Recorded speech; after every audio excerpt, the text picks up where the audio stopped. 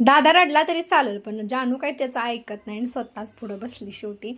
नंतर ना आम्ही घरी यायला निघालो आणि घरी यायच्या अगोदर आम्हाला जायचं होतं हॉटेलला जेवायला, पण हातात पिशव्या भरपूर होत्या म्हणून घरी गेलो आणि जी शॉपिंग केली ती सगळ्या पिशव्या ठेवून दिल्या अगोदर.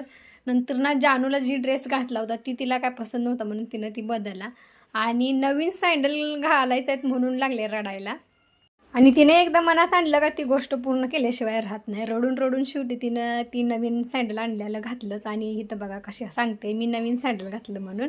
आणि नंतर मग आम्ही गेलो परत आणि माघारी. आणि मला साधंच खायचं होतं म्हणून आम्ही व्हेज हॉटेलला गेलो होतो आणि तिथं जेवण बऱ्यापैकी चांगलं होतं, पण एवढं पण काय खास नव्हतं. मला तरी म्हणजे बऱ्यापैकी आवडलं. पोरांनी पण एवढं काय खाल्लं नाही. नंतर जेवण वगैरे झाल्यानंतर डबल माघारी यायला निघालो आम्ही घराकडं.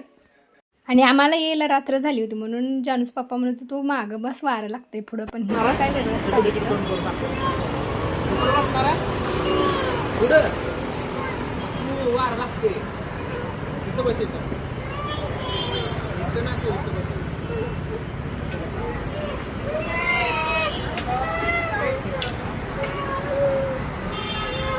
आणि रडून वरडून शेवटी स्वतःच पुढं बसली आणि पोराला माझ्या मागं बसावं लागलं.